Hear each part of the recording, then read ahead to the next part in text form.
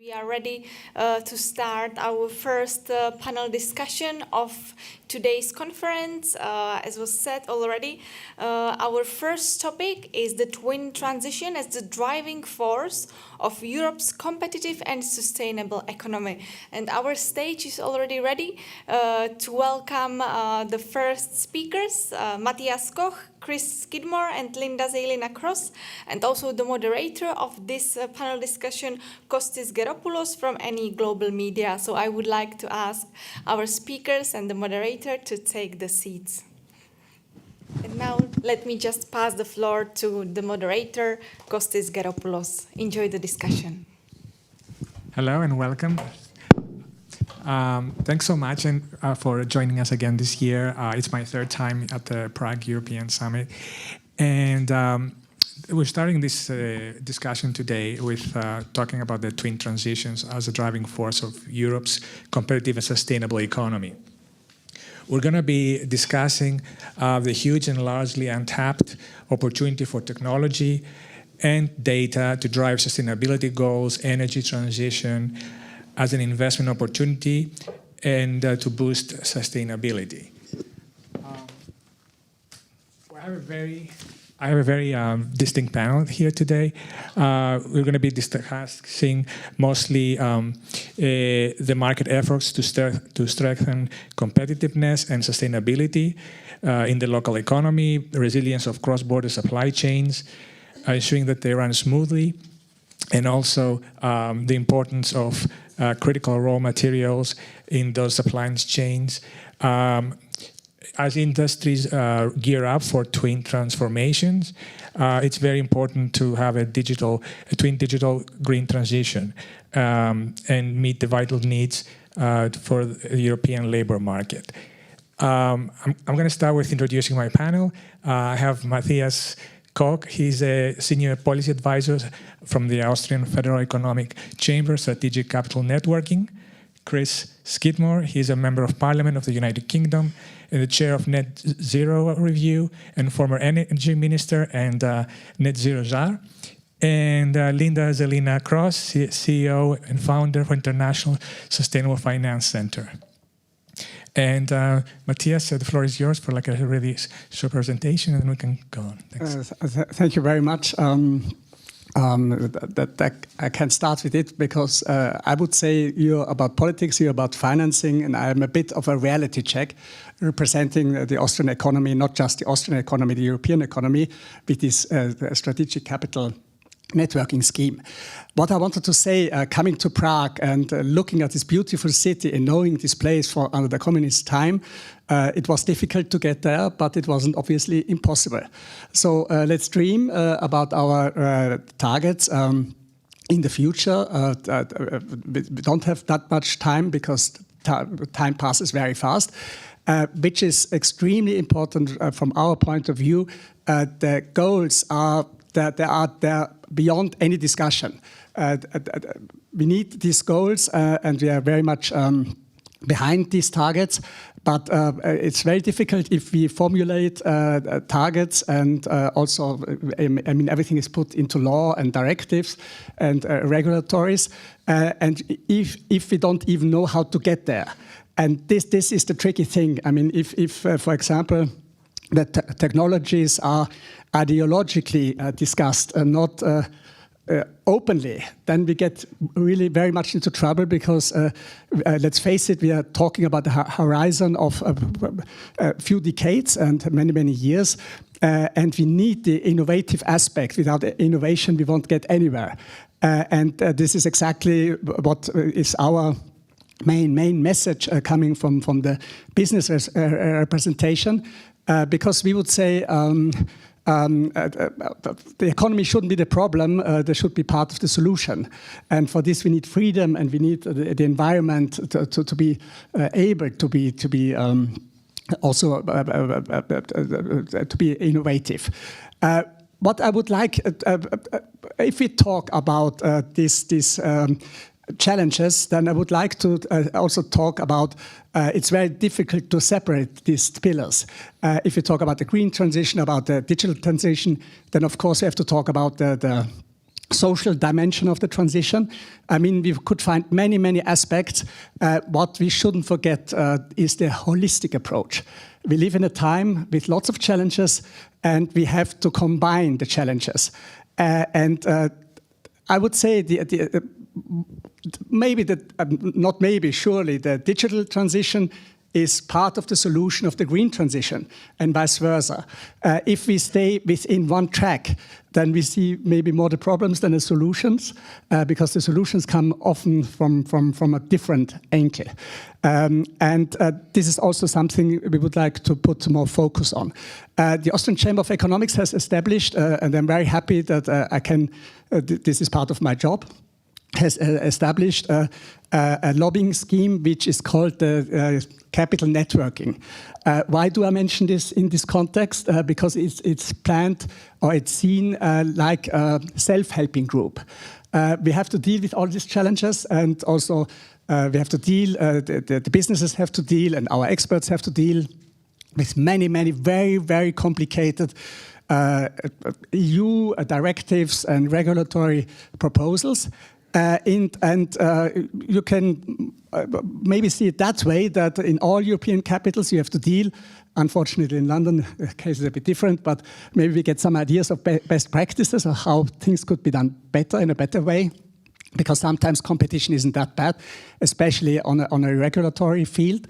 But let's put it that way, that in the European capitals, we get these proposals at the same time in every European capital, and everybody starts writing with their own perspective. And if we start talking, it's too late, because one has put these priorities, the others have put other priorities. And this would be my last sentence, and it's just introduction. I'm very much looking forward to an interesting discussion. The idea of this capital networking scheme is how we can deal with these challenges, the green transition and also the digital transition, all the transitions with all the implications we have to face. And the idea is that in Prague, everybody knows everybody. In Vienna, everybody knows everybody. In London, everybody knows everybody. In Brussels, everybody knows everybody. But between London, Vienna, Prague, and Madrid, you name it, we don't know each other that well. And this is exactly the gap where, how should I say, maybe accidents happen, like with the traffic situation. Thank you very much, and I'm very much looking forward to a fruitful discussion.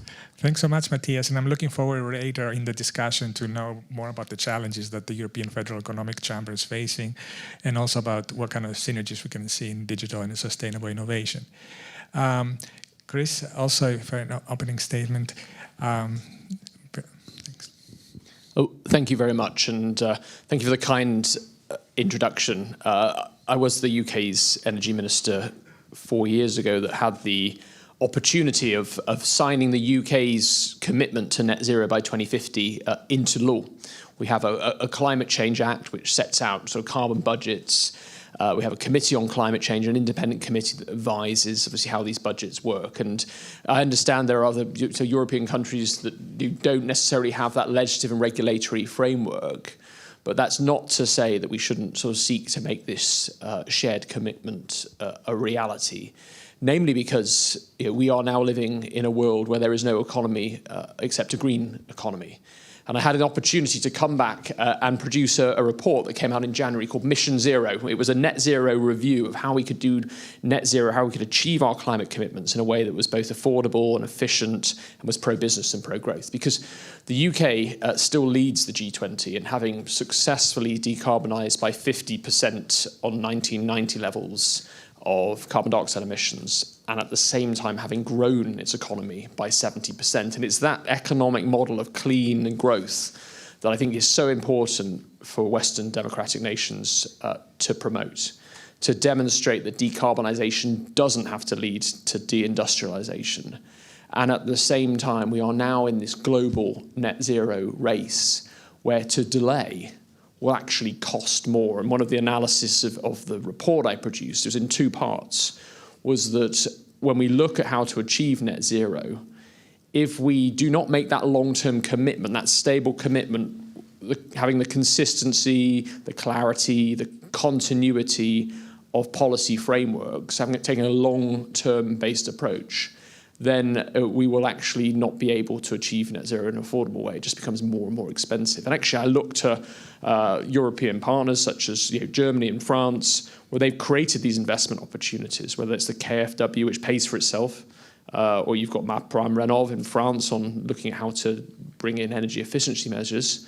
There are now opportunities to look at what other countries are doing and to emulate that. As was mentioned in the first presentation, let's not reinvent the wheel or duplicate. Let's look where we can be efficient ourselves in establishing best practice, in building new means of cooperation and collaboration. For instance, Powering Past Coal Alliance that the UK helped set up with Canada, and now the European countries have joined, making sure that we share not just the challenges and how to tackle those challenges most effectively, but then also the opportunities. And there are going to be significant opportunities coming down the tracks. We see now the introduction of the carbon border adjustment mechanism. We've seen last week Turkey saying that they will now follow a carbon border adjustment mechanism. We are living in revolutionary times where we're on that steep S-curve.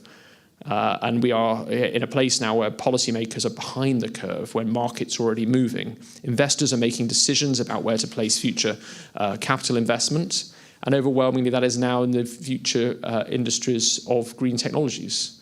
This year alone, investment in solar equaled that of oil and gas. 10 years ago, oil and gas was 6 times that of solar. And my concern is when we look at trying to protect high carbon industries of the past, that obviously for no fault of their own are high carbon, and we've got to work with those communities, with those highly skilled engineers to be able to transition them to new opportunities, to new industries. That if we wait, if we somehow claim that we can protect those jobs for the future by not investing elsewhere, then they will become stranded assets.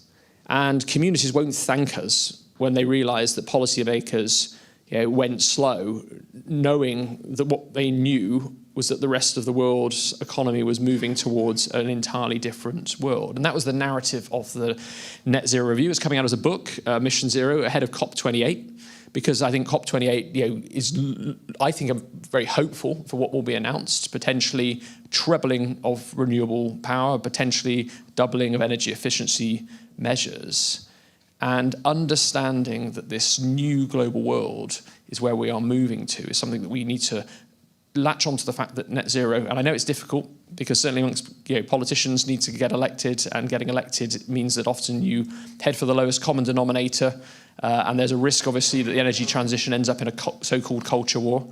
But the reality is framing this transition as one that is an opportunity and not a cost is so important. And at the same time, recognizing that yes, we live in remarkable times. We are living through a climate crisis. It's our generation that's going to have to deal with this.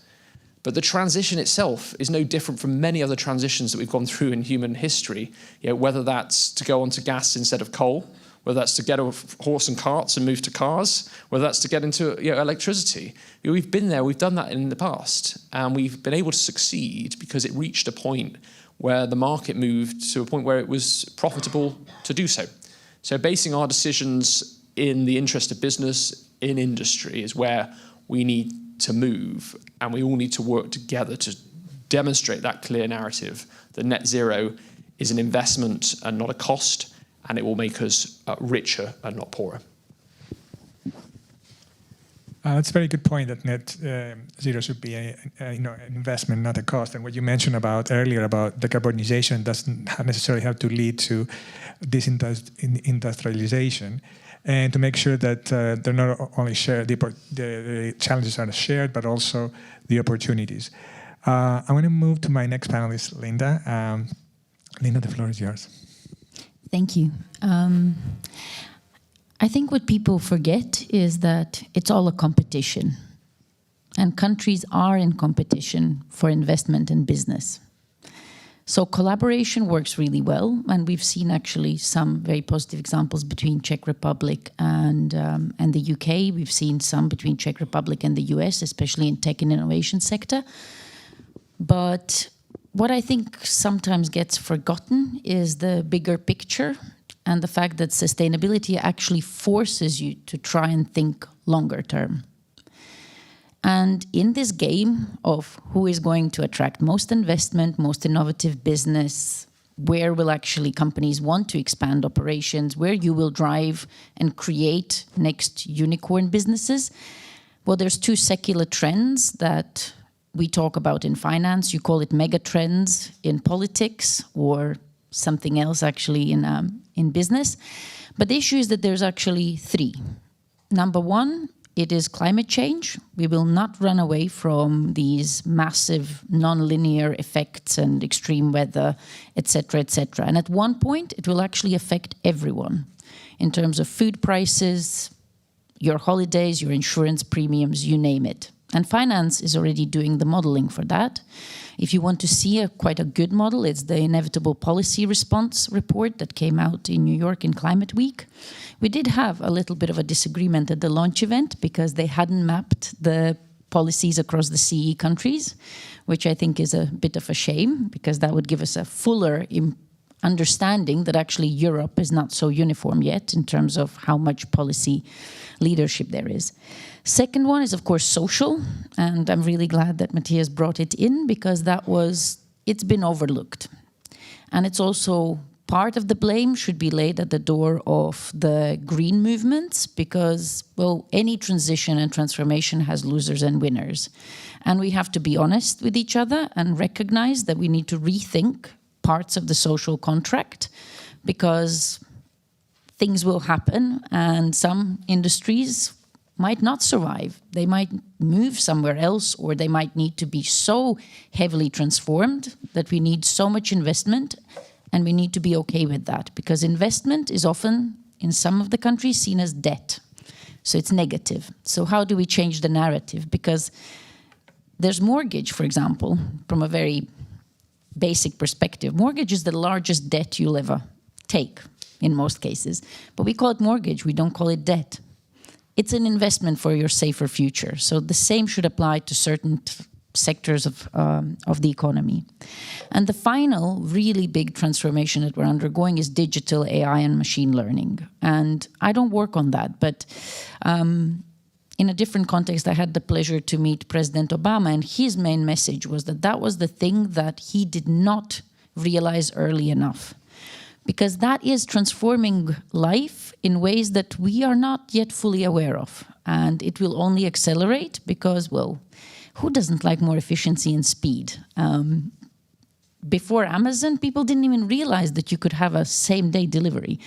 I live in London. The center that I run is placed in Prague, and mostly I'm in Brussels. So here you go. This is the technology actually enables to do that. It actually enables to do different types of business, different types of work, which can drive a lot more productivity, which I think in Europe we really, really need. And my final point would be that what ties it all together? Well, we have two very big issues. Number one is that we still are relatively siloed. So it's actually very nice to have a conversation amongst us coming from very different parts of the system, an NGO, government, and business. And I think more and more of that needs to happen. And some countries are better at it. UK is one of the best. Sweden, I've worked a lot in Sweden, fantastic. Czech Republic still has a lot of work to do. The collaborations are always a bit of a stumbling block. Also, cross-country collaborations are very slow. So most of my work, actually 1 day a week, is dedicated to introducing people to each other. Sounds funny, but you know what? It actually makes magic happen because people discover, oh, yes, we have joint interests, we can do projects, we can move the needle somewhere. And then finally, nothing happens without leadership. And this is where we need new types of leadership. In terms of business, I would say that we work on ESG, how popular, right? Environmental, social governance. But governance is the underlying factor of everything, whether it's a country, an NGO, or a business. And here I think we need really good, inspirational leadership. Role models who actually drive the change, that stand behind the transformation that we need, that actually are good storytellers, telling people that, well, if you love picking mushrooms, climate change is important to you. transformation is important to you. If you like going to the seaside and enjoying your holidays in Croatia, well, this is why it's very important for you to actually be behind transformation. If you like driving, yes, by all means, we need electric vehicles because of the pollution and everything else that this drives. So the point is that we need better storytellers and people who have the courage to stand behind the agenda, because that can actually be transformative in terms of the future of the country. And here I think that the storytelling has been relatively poor, not just in Czech Republic or this region, but actually across the board, because people have been wanting to play it safe. And I think going forward, it's going to be harder and harder to aggregate the population's wishes and values, etc. So the party system's already suffering from this. So we need actually bolder and better, more nuanced storytelling and leadership that is actually able to drive the transformation. Thanks so much, Linda. We're going to continue our part of that discussion now, but I want you to think about your questions and also use Slido so I can, if you have any questions, so we can, I can put them on to our speakers. I'm going to start. Chris, you mentioned about the, of course, politicians must get re-elected, and sometimes they're doing as little as possible, and that leads to culture wars. I mean. How can we succeed on net zero and decarbonization above any kind of these types of culture wars? So I think when it comes to looking at the political narrative and the elections, I think it's important to recognise there's often more than one set of elections. You mentioned obviously the European Parliament sort of elections as one particular sort of forum in the UK. We've got next year maybe a general election. Everyone's focusing on the date for that. But also we've got May elections where we've got, we had a big shift in our democracy towards regional mayoral government, municipalities. And that's, I think, helping to shift where do we put the burden of responsibility and accountability. And actually my Mission Zero report, one of the missions, as I said, to set out these 10-year missions, because we need to move away from the traditional sort of political cycles. How do we get cross-party buy-in across a range of elections? And actually trying to give metro mayors, as we call them, the powers around decarbonisation is really important. Energy is what we call a reserved power in the UK, so decisions taken by central government. But when it comes to decarbonisation and climate change policy, that's what we call devolved. So Scotland and Wales, Northern Ireland get the chance to have their say on that and set their budgets. And equally, we're now looking at places like Birmingham, Manchester, having potential roles and responsibilities to get on decarbonising heat networks and making sure that they can take those shifts. Because if we look, I think, politically at what's happened in the past, remember when Trump pulled out of the Paris Agreement, it led to this movement, we're still in. So all the US mayors sort of came together, and then there was the formation of the C40s, so recognizing that cities, half of all the world's population is going to live in cities by 2030, 2050. So we need to really sort of focus on what we can do now. And actually, the C40 is on track. Some of those cities are on track to meet their decarbonisation goals as opposed to the countries themselves. So I think for myself, focusing not just on what central government does is also, yes, they've got to set the legislation and regulation, but making sure there's other forums for elections and that we have other political actors putting pressure on the government of the day is also really important. And I've seen some mayors get elected on net zero tickets.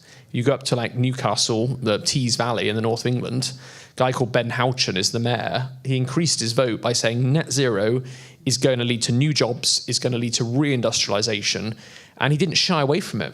And people voted for him because he set out, as was mentioned, this narrative, and he made it place-based, he made it real.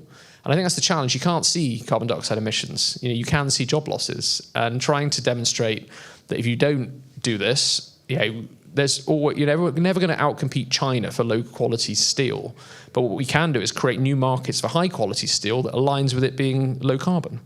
And how do we take those narratives and make it real for local areas? My report showed that if you take what's called a place-based approach, you can actually achieve net zero at far less cost if you can tailor the solutions city by city, region by region. Some areas are going to have high agricultural footprints, some are going to have high industrial footprints. But making it local is what I think is really important for the future. Linda, I saw you nodding. I mean, how can we avoid those culture wars? I do like the point that actually democratizing some of these things and making more place-based is definitely a great idea, because it's also how communities react to local leaders who they trust rather than somebody far away. In China, it's the opposite, actually. People believe that the central government is benign. So each country has its own specifics. And I was in Shanghai 2-3 weeks ago, and I think there's a deep misunderstanding in terms of, oh, well, what can we do? We're just small countries or a small region as Europe. Everybody else is polluting. Net zero is never going to happen. It will happen. I worked on Chinese central banking transformation a few years ago with UNEP FI, which is part of the United Nations. They already have all the blueprints. And in a centralized governance system, it's so much easier to transform like this. They already have, for example, heavy industry vehicles that are completely green. So technological advancement is so much more rapid. So what can we do in Europe? And I think it's a very interesting thing that we actually are leaders in certain things. And since I have the finance hat, I have the pleasure to, of course, always bring in the EU Sustainable Finance Framework. But that's actually, in the next few years, is going to generate big push for digitalization, because all of a sudden you have all this amazing non-financial data, environmental, social, etc. data. It will be in the European single access point. You'll be able to do analytics and use it, not just for investment and figuring out what's going well or not. It's also a fantastic tool for future policy making. So you can actually start tweaking the system with a lot more data and a lot more precision, which I think is very important. And finally, investors love these kind of stories. If there is a local government or national government that says, this is what we're going to do, this is our vision, this is where we are going to put money or put effort, we will facilitate this, that's investors' dream. And there's so much money, so much institutional money crying out loud, please give us green projects. Give us transformation. We want to finance it. We have nowhere to put this money because we have to report to the asset owners how much of our capital is green or future-proof. And guess what? There's not enough projects. And this is a golden opportunity, just like when we used to argue a few years ago that money is so cheap. Invest it. We had so many discussions with different governments all across the world. I was part of a different consortium of think tanks. And people were like, yes, but we're not so sure. And now money is more expensive. So the point is that the opportunity to invest in green is now. And when you look at even innovation indexes, the latest ones, it's not just enough to be, oh, I'll do it later, because everybody else is already potentially doing it. And you see the change happening very fast, much faster than people expect. It's not about you getting worse, it's about other countries getting a lot better at playing the new game of climate, green tech, etc. Matthias, your home country is Austria, what do you see as the main drivers for successful twin transition, both in Austria but also in the EU? Just a second. The drivers, and sorry, I've got a bit of preparation. What do we see the drivers and the barriers of successful twin transition, EU and home country, Austria? I was so much falling into this discussion that I'm a bit surprised to carry on with this. I wanted to say so much about this, Actually, I was trying to make a transition to, as we're doing the twin transition. Let's get back to the basics. Topic, yeah. You're absolutely right, because that's also kind of a reality check whether we're going to achieve or not. Of course, there are drivers and barriers on EU level, on the national level. Of course, I'm more into the Austrian situation, but it's very comparable with other countries, despite countries are different, as we have said before. The EU taxonomy, the classification system for sustainable technologies and business models, it's very complex. It's not always transparent. And then we have discussions whether power stations can be included or not. That's a very Austrian approach. You see, that's also a kind of a battlefield, and also it depends very much on professional lobbying, so that's also difficult to convince and not to lose the people, the voters. And then, of course, the European Green Deal. which is, as we have said, to put the EU economy until 2050 climate neutral and support the environment. This can be the drivers, but this can also be obstacles how it's done. Let's face the CBAM, the Carbon Border Adjustment Mechanism. It's a French industry invention. You won't believe it. The Austrian industry is very much against it. And we went to Paris through these contacts, and we realized that the French were proposing the CBAM. For us, it's unthinkable because it's really hindering the Austrian export economy. But it comes from La Fabrique de l'Industrie, the French think tank, but it's pretty obvious because they don't depend too much. The French industry doesn't depend that much on global markets. The Austrian industry depends very much on the global market. So you see, it's very important to know where something comes from. So again, potential or barrier. The Next Generation EU, financial instrument for EU members. It's probably the first time that the twin transition was mentioned, the green transition, the digital transition. So the national plans for the RRF had to be submitted in Brussels and to be confirmed. And they had at least to describe projects to an amount to 37% affecting the green transformation, and at least 20% of the digital transformation. And thank you very much for mentioning all this public money involved. That's only the first step, because lots of private money is going to follow. And that's why it's very interesting to look at all these projects, the twin transition projects of the RRF, because there you can see where the money is going to go for the future. But I don't know if you're aware, and this is also something which is quite interesting, that we don't know that. We talk a lot about the Marshall subsidies of the United States, and which has brought wealth back to Europe. And the Next Generation, especially only the RRF, who is part of the Next Generation program, which is even more. Can you imagine that the Marshall Plan between 1948 and 1952 were about 125 billion euro today. But if we look only at the grants of the RRF, then we are talking about 338 billion euro. So we could say that the RRF money provided for the member states by the EU is 6 times higher than the Marshall Plan money. I'm sure not many people know this, and that's quite a shame, talking about the narrative. Yeah? So we live in a very stressful time, but we live also in a time of lots of opportunities.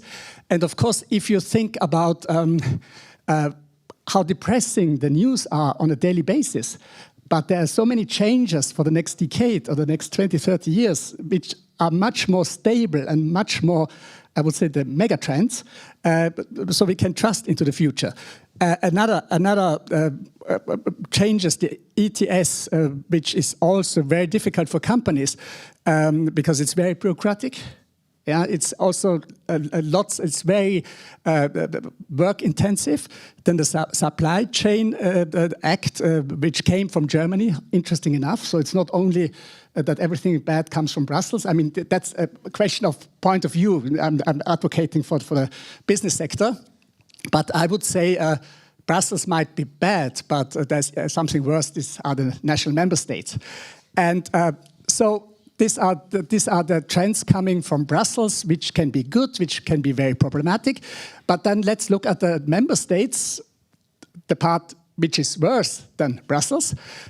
In Austria, what do we make out of this? I'm not going to mention it because it would be a bore and it would take too much time. But it's extremely bureaucratic. There are so many laws. There are regional laws. There are national laws.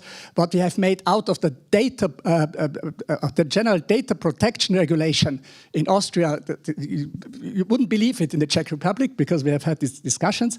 So this is the reality of the people, which in some countries makes it much harder to deal with changes. Other countries are more progressive. Interesting enough, Spain. Yeah.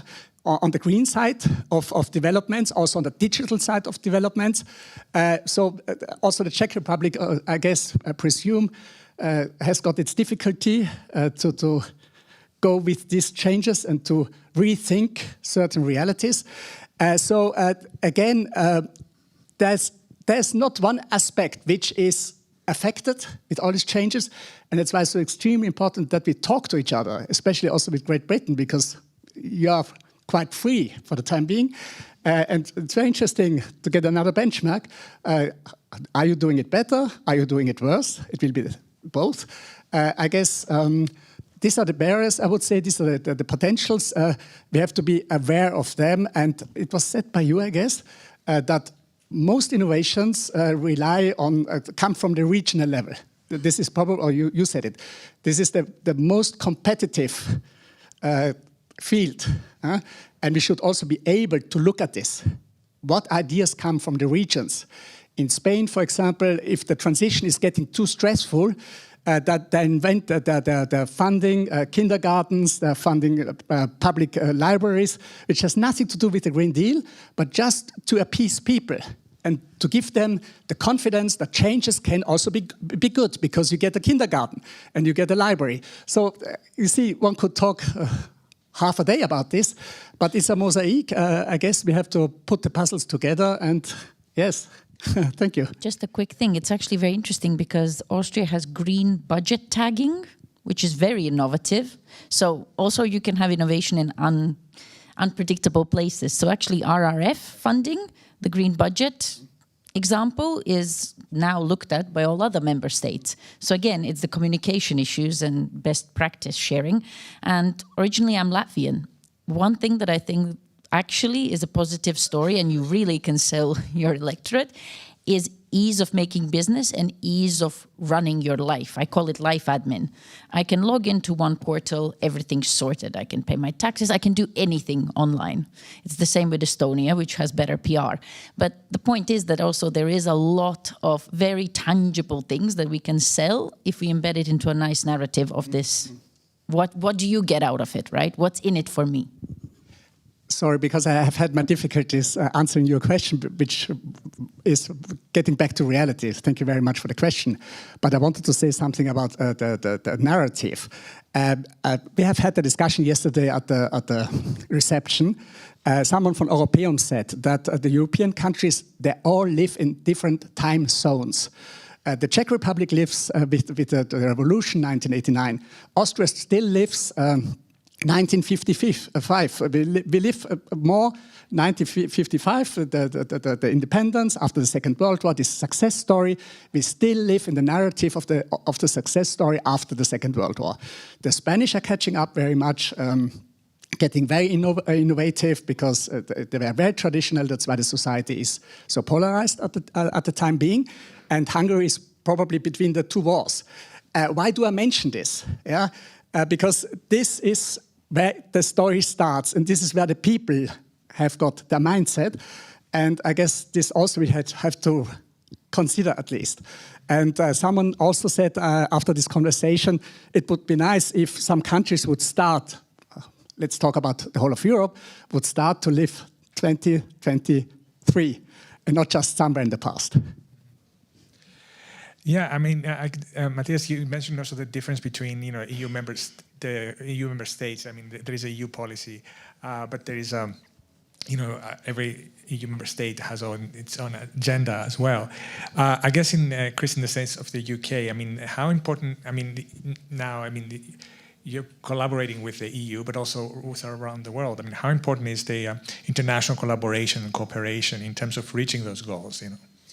Yeah, so I think for the UK, I mean, it's interesting you mentioned different countries with their different pasts, and actually you can map that onto the transition as well in terms of, when did other countries go to gas boilers or went from coal-fired hearths? We ended up being leaders in climate because paradoxically, we decided to take an economic decision to close our coal mines because there wasn't enough coal left to mine, and that was hugely controversial back in the 1980s when we closed the big coal mines. But in the end, the then Labour Party, which was totally against closing the coal mines, is now recognises the benefits environmentally it was taking. So, understanding that we live in the worlds where we have to respect sort of traditions and work with them and not against them is important. I think for the UK.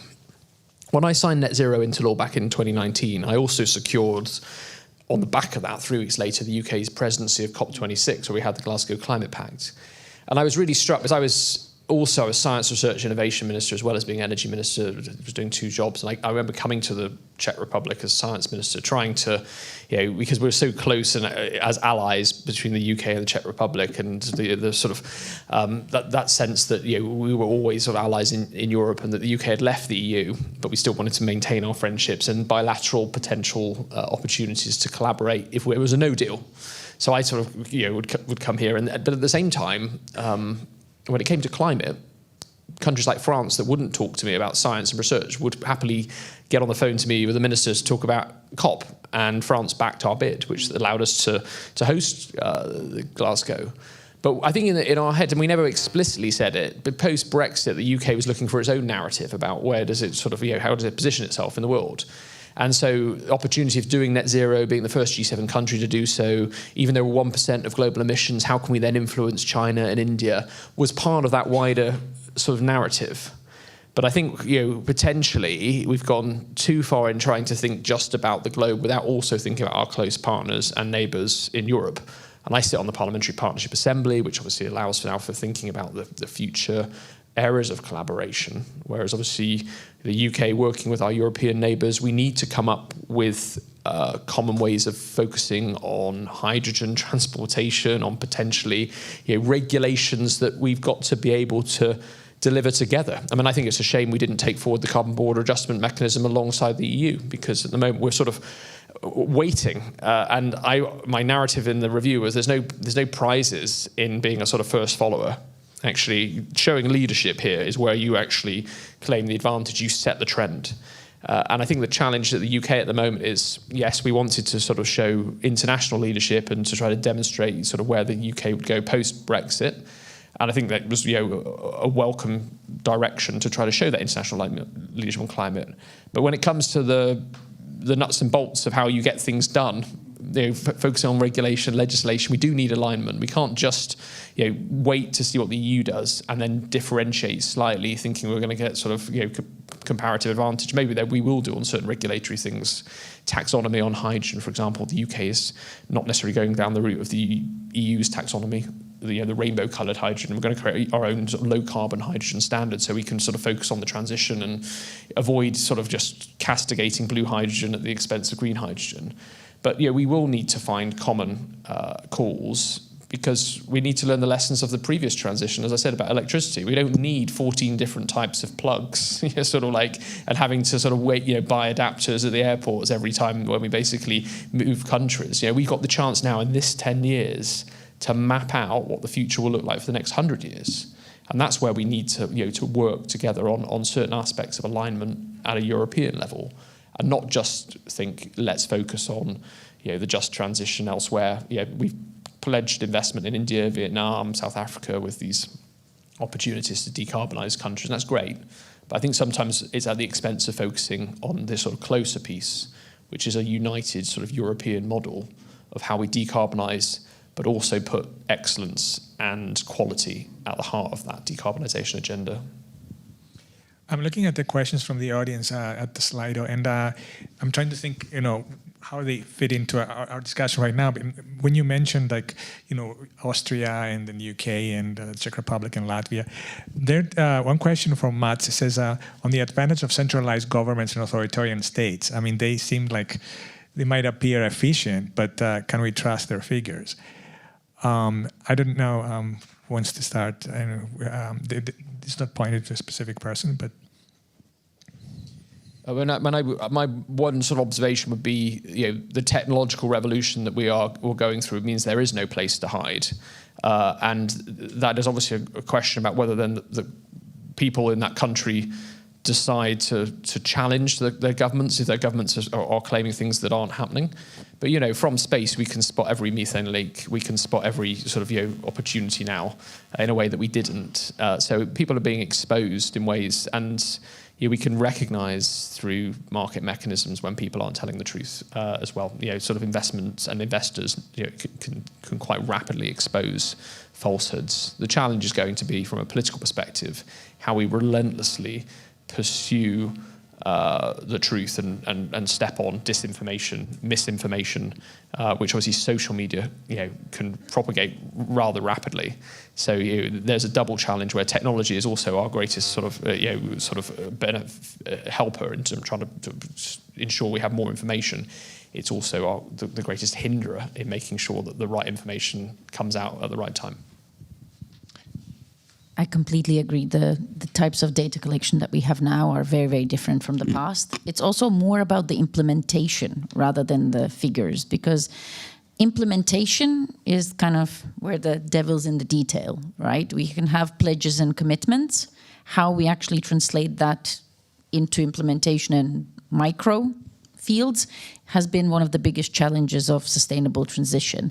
And this is where I think you mentioned already that, we have EU taxonomy, we have all these other ways of trying to figure out how do we implement certain types of regulation to our benefit, which seems now like a big burden. But actually, if you explain it very well, people get it. And this is another thing of explaining how you can actually implement these things. And this is where I've seen in China and also some other places, which have different types of governance, more streamlined, they can implement these things much, much faster and tweak them much, much faster than we can sometimes. Actually, there's a question from Jirka. She says, especially it's directed to Linda. She says, what would be a good example of successful storytelling and successful political campaign addressing climate change at any level? Well, that's. I think we already discussed that it's actually very regional or very location specific. What story could work in Czech Republic? I'm not so sure it would work elsewhere. So it's to understand your audience, understand the mindset, understand what actually worries people and keeps them awake at night, and what are the common denominators. It's not easy to do, but I feel that often there's not enough effort to think through what could be better narratives and actually put the research and the time and the effort into it. And then also building alliances and allies. I think that there's a lot of commonality, a growing commonality amongst business, finance, and even NGOs. And I have multiple examples in other countries where actually these stakeholders that used to be relatively hostile to each other, all of a sudden realized that climate, or maybe social inequality in some cases, is the one common denominator that we can all stand behind. And I think building that alliance or some common denominator is very, very important. And it is done, it is possible to do. It's not easy, but I think also the states need to put a lot more money into it. And actually your French example of a think tank, NHS in the UK was a think tank idea. Actually, countries can fund think tanks, and I think that most of the Central Eastern European countries don't. And then you're like, oh, we're like rule takers, we don't really Brussels thought of something again. It's like, well, where are your thinkers? Where are your applicable ideas that can influence the EU agenda? Very few, and that's, I think, a big problem. We actually listen to UK think tanks. So thank you to the UK. Chris, going back to the net zero, with you mentioned earlier. I mean, obviously, we've been discussing how it can be also popular and can be a vote winner. But why? I mean, we should be decarbonizing the energy sector, even if it didn't have a climate emergency. I mean, it seems like this is the kind of opportunity now. I mean, obviously, we have COP coming up at the end of the month. And climate change, we've seen the experience. I mean, I'm from Greece, and now we have 20 degrees still, and it's like it's like middle of November. And I'm actually looking forward. I'm actually glad I came to Prague, and I can walk outside and feel a little bit like it's fall and going into the winter. So why is net zero a vote winner, and why we should be decarbonizing regardless? So I think there's two aspects I'd like to address there. One is actually we're at the mercy of events as always, and there will be unknowable events that come down the track. So the sort of linear pathway towards net zero, there will be other things, twists and turns in the road that we need to anticipate, and being flexible about that is important. One of those unknowable events was obviously Russia's invasion of Ukraine. And that's really helped shift the understanding, I think, both in the UK and in Europe, that net zero is not just about an economic opportunity, it's about driving our future energy security through diversification, through getting off foreign oil and gas. It was a cost of gas crisis, it wasn't a cost of energy crisis. And to recognize that the gas price and oil price is only going one direction over the next 30 years.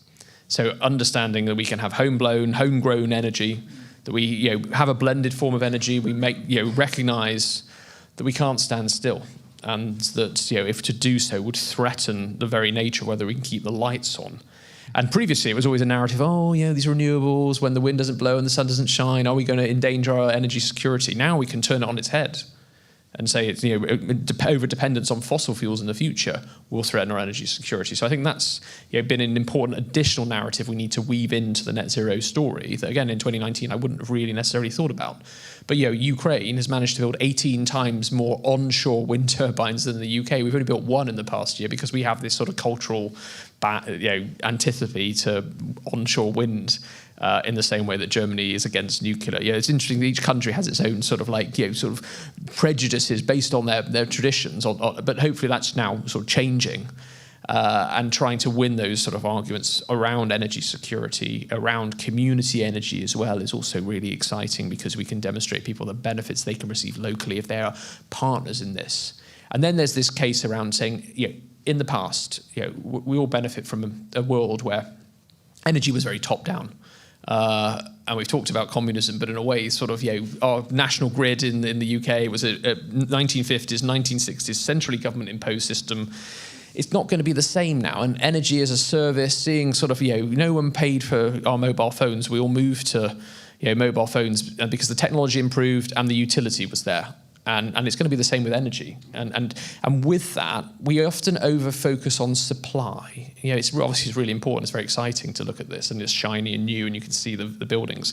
But we need to focus on demand, reduction in demand, whether that's domestic residential demand, decarbonising homes, moving to heat pumps, or whether it's industry. And that's where, in the UK, 8% of all businesses are responsible for 80% of our gas use. And while we talk about, how to get people off meat and, drive less and all this other stuff, which, the challenge with net zero is everyone wants to do everything all at once, or everyone wants to, all these think tanks sometimes be like, let's try and get the paper, let's get some coverage for our idea. The reality is it's about politics, about priorities. And priorities are also there with net zero. And if we can shift the dial by really sort of focusing on just a couple of industries, and as I said, making sure that we send them that message that decarbonisation does not have to lead to deindustrialisation, that there is an opportunity to create new materials, new products, low carbon products, that's the sort of core sort of place I think we need to be also. So I think for myself, that question about, in a way, net zero went viral. It was easy for business to understand that end date, and this two-word term is great copy for the media.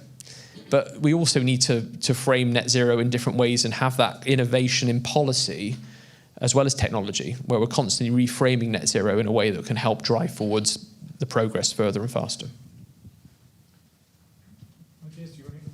From the business perspective, I mean, Winnie, where do you see the greatest potential for advanced, green and digital technologies that we mentioned? And also, on this, because we're talking about also that decarbonization should happen anyway. I mean, it seems like such a good business opportunity. I guess very much, and it was confirmed by you, we have to differentiate between the macro level and the micro level.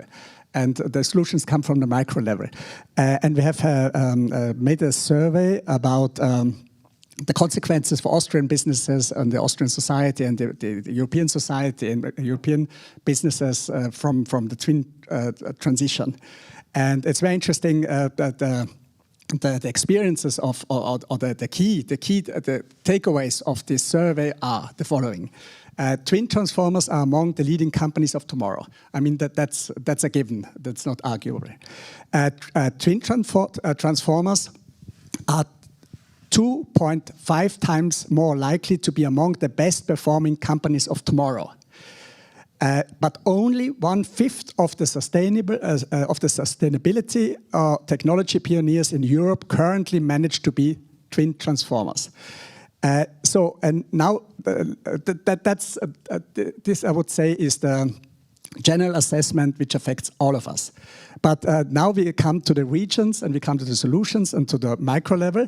And here, if you look at Denmark, for example, which is a front runner with twin transition because of subsidies, of tax breaks. They've got 14 climate partnerships. They have bilateral twin transforming corporations ongoing. There's much to do with culture. They're also working internationally with the Netherlands or the Baltic states or the Scandinavian countries. Then you have another front runner, which is Finland. In digitalization is also using this potential for the twin transition. They have got state programs. I don't want to go too much into detail. They're working with super cluster initiatives. They got, it's also a mentality issue. In Portugal, for example, which is interesting enough, you wouldn't presume that Portugal is that far, but the same with Spain, is a leader in the use of ICT for environmental sustainability with a focus on twin transformation. They have huge startup programs. They're very much going into the cooperation with startups. There's lots of money involved. And these are the ingredients for finding solutions. And I think it's also, we should underestimate that the transformation should also be competitive to a certain extent, because innovation can also only happen in a competitive environment. I think it's actually very interesting because that's a question of entrepreneurial spirit. But I think that also that links massively to the education system. If you look at the Finnish education system, Danish, etc., I mean, the Baltics are starting to try and copy it because we were like, oh, we can just copy that. I think smaller countries also feel a lot more pressure. So there's also another interesting element of that. And I think that in the Czech Republic, you actually do see some amazing efforts on the startup scene. I talk very frequently actually to the Austrian Startup Association as well. It's an interesting space because what do we need as skills for the future, right? If we're going to have AI, etc., where do we have that competitive advantage? So Finland and Estonia decided, well, we can do digital. We have tiny country. That's where we can double down. And I think that here, actually examining which crucial areas in each country can do these solution building, etc., is very, very important. And here the education systems really need to adapt. I did my first degree in Scotland, second degree in London. It was completely different to what I heard from people who were studying in Germany, people who were studying in Latvia, etc. Actually, some countries, that's why you have this talent flocking there, because you get a wider skill set. So not just a skill set that is, hard skill set, you also get a soft skill set. And the combination of the two can really create something quite important in business, because you can have people skills, you can have speaking skills, you can have a variety of different skills. And we need to think about how we also do lifelong education. And that's a big question, because people will need retraining. And also we need to instill in people that and this I think is a really big problem in Central Europe, you need intellectual curiosity. You need to learn and read what other people don't read. You do need to constantly learn. Otherwise you stagnate. And that's a very important message, I think, that I would like to send, especially to the business here in Czech Republic and across the region, is that you will become obsolete or you will start losing clients unless you start understanding much deeper what this climate change, climate transition will mean, what digitalization and AI means, and also what the next generations want. Because they might actually decide to park their money elsewhere and they might buy different types of products. And just doing machinery forever, well, now you have sick man of Europe, Germany. Whoever thought that might happen? So let's not underestimate what might happen in the next decade, because the change can be much, much faster than we expect.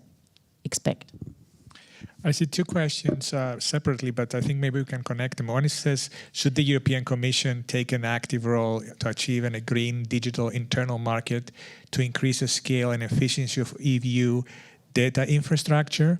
And another one, which is directed to Chris, and says, has Brexit been correcting a way to green transition in the UK? Has Brexit been correcting a way to green transition of the UK? Correct, as in helping to aid the transition. I would imagine, yeah. I mean, Yeah. I think there's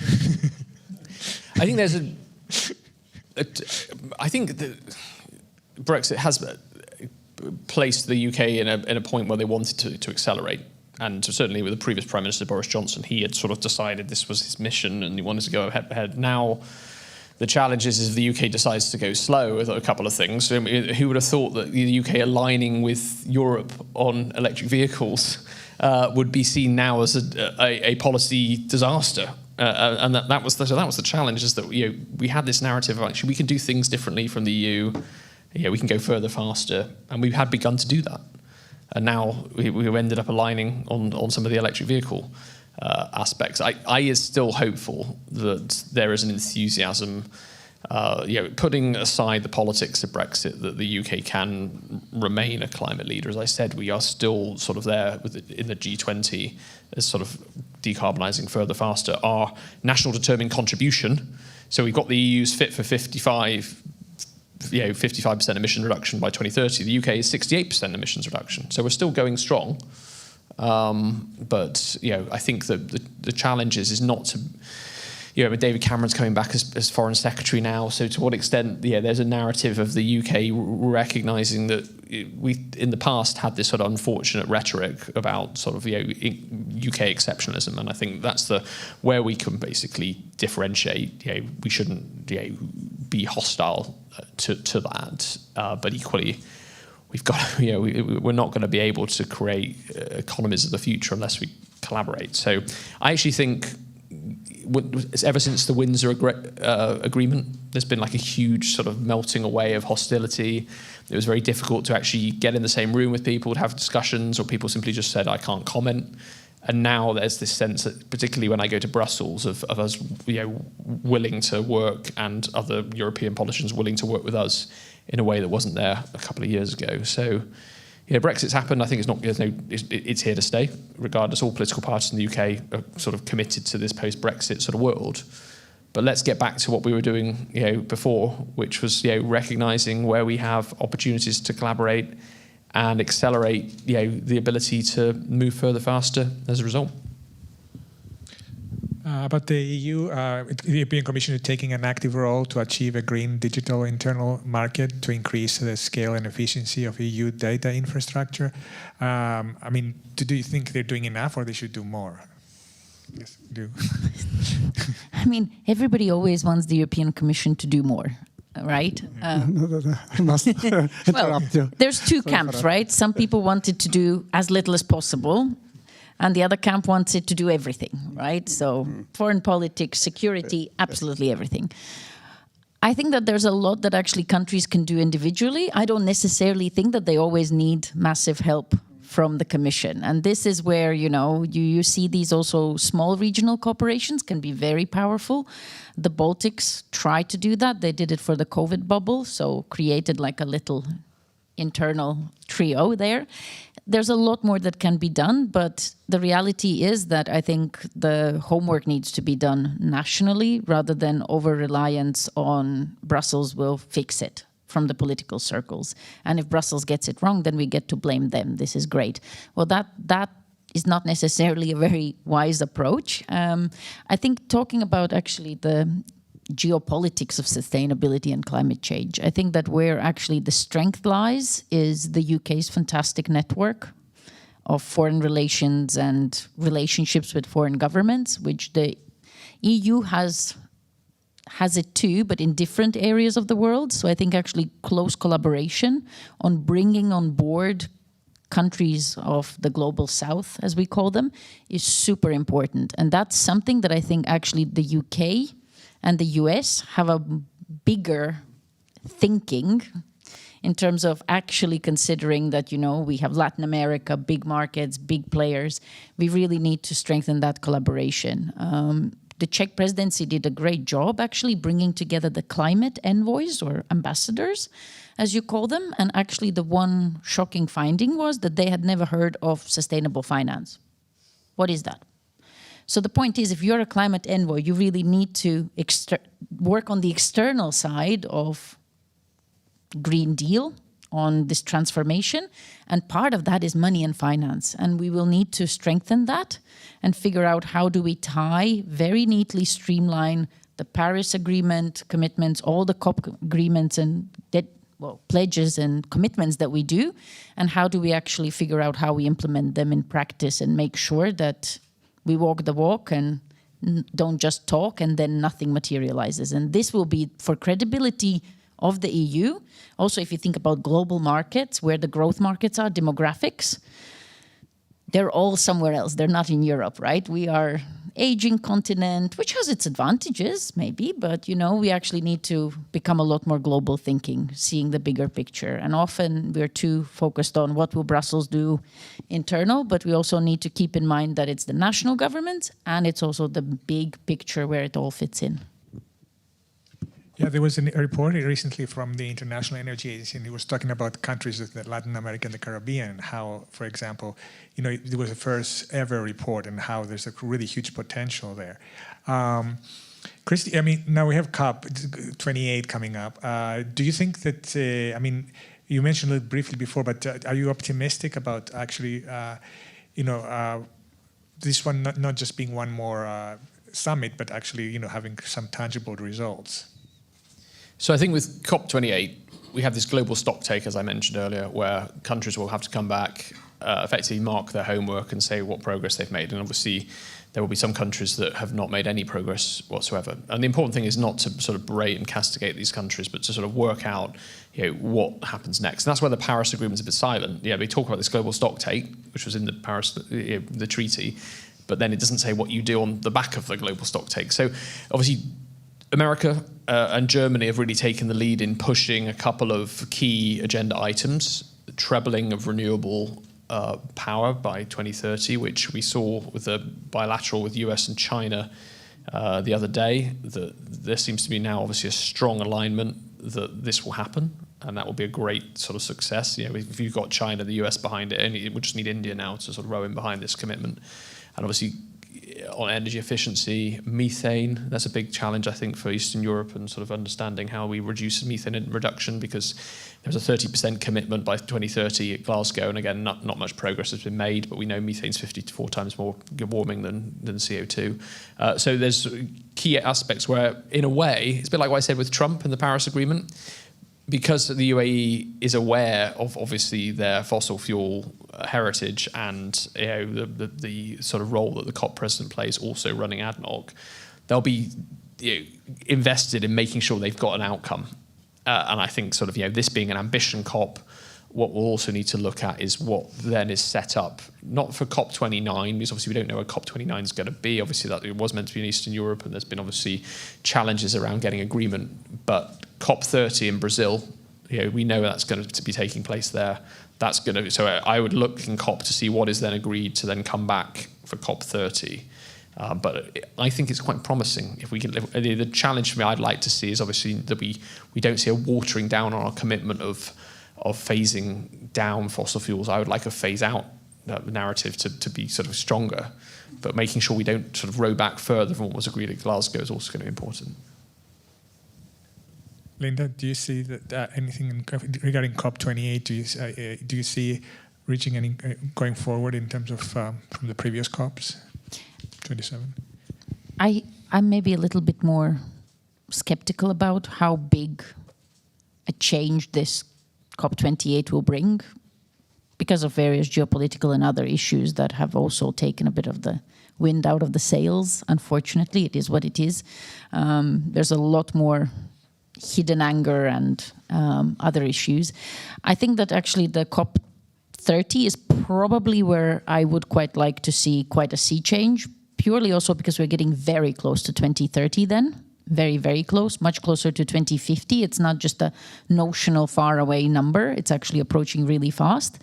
And I think one thing that I'm really hoping is going to happen is the plastics agreement. Actually, I think that's a fantastic achievement that UNEP has got, that, you know, we are trying to actually deal with the plastics crisis, because that can affect so many different ecosystems, etc. And also I'm putting a lot more hope on, finally we're starting the conversations about biodiversity as well, because that also needs to be tackled. So I think hand in hand, we need to start figuring out how we streamline these agreements. And then of course the implementation phase, we need a lot more support on the implementation. Matthias, you have anything to add to that, or no? I just would like to say I liked very much this how you were referring to the electric revolution. It just happened, and there wasn't so much political initiatives, I guess, at that time. Things don't happen nowadays because it's very complex and it's very interconnected. But on the other hand, it needs a mix. On one hand, this pragmatic, innovation-oriented freedom, and on the other hand, we need to come to the standardization, especially with the digital artificial intelligence evolution. If it's like learning a new language. And every new language needs a grammar. That's pretty obvious. And for that, the European level is absolutely necessary. Can you imagine how Europe would deal with all these challenges without this institution? It would be even worse. But on the other hand, because the question was, is Brussels overdoing or not? Sometimes it's overdoing, but it's a political question because it's all about, unfortunately, also about ideology. And some people want it more state-controlled and others want it freer. So we have to find a mix. We are very much advocating that we need also, it will be a win-win story after the establishment of the new reality, but how do we get there? And the question is how to bridge it. And we need a value creation even in between. Yeah, so it can't be only by public financing because we don't have that much money. And this is what we are very much advocating as a business association. We have about 5 minutes left, and like what I always like to, when we wrap up my panels, is like, we know we have NGO, we have government, and we have business. And I would like to, before we wrap up, if from what you heard here today, if you have a question for my, fellow panelists, and kind of just a concluding, couple of sentences. Chris? So, I've obviously, coming from the UK, was keen to take part in this conference, sort of demonstrate where we still need to build opportunities to collaborate and to move from the politics of the recent past to use the energy transition as a means to actually identify shared solutions, common challenges. So I was actually struck when you mentioned when it came to the Eastern Europe and the sort of lack of potential sort of policy development, how to try to really encourage that for the future. Obviously, I think sort of I've sort of called also for greater sort of UK, sort of European energy sort of opportunities. So I'd be keen, and one of the reasons why I'd come here was to say, I've got the book out, Mission Zero, trying to get other countries to look at doing their similar reviews. Getting down into the detail of implementation. So an invitation for anyone to do get in contact if there's abilities for us to collaborate in the future. I'm keen to sort of demonstrate that this is something where we can all benefit from working together, and from a policy perspective, I know the UK is also keen to not just be an island when it comes to net zero, but to really promote that message of understanding that we can both benefit from working on common projects. I think that's a very good message, because what we need is actually some sort of strategic review and reset. Mm-hmm. The issue is that currently Germany has sustainable finance strategy Some countries are doing some sort of 2050 thinking, what the economy should look like, where are the strengths, where are the investment needs. Actually, Czech Republic does have one project now, which is under the transformation unit of Ministry of Finance. It's a very new unit. The fact that it's even been established is a miracle and a revolution at the same time. So we're super happy that that even happened. And there is a technical support instrument by DG Reform looking at sustainable policy options for the Czech Republic. So, for example, this is a small step, but it's at least a step in the right direction. And I completely agree that actually having these national and regional potentially reviews in terms of what kind of strategic reset investment needs could be combined with the solutions in a much more clear, detailed roadmap with numbers would be very, very helpful, because how we win over the skeptics is with the numbers. And here, one part is the setting the strategic vision, inspiration, which I think is super important. But in a pragmatic, very traditional region, people want the numbers. They want some guarantees. And I think this was where also public-private partnerships that are fairer, and the business needs to be also fairer and maybe not always pushing for as many nice deals. If there can be a good, fair deal reached, I think that could be really transformational, because public finance is definitely not enough. And we also need the foreign investment from big investment funds. Matthias? As you said, this sustainability aspect brings long-term financing into it, and which is also a very good correction of the way of thinking and how to deal with businesses. Platforming, I guess, is very important. We know the goals. We don't always know how to get there. This is a bit problematic, and that's why we have to learn from each other how people are affected, how countries are affected, how industries are affected. Of course, lots of technicalities. The grammar with the new language is provided by Brussels, which is good. But don't forget that if you want to speak a language, then you have to feel it. And for this we need time, lots of understanding, and platforming in every sense.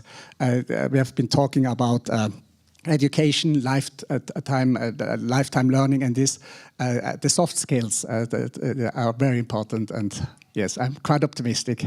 The goals are set, but we have to find the solution how to get there. Thank you very much. Thank you, Matthias and Linda and Chris, for this wonderful discussion, and I really enjoyed it. I hope you did too.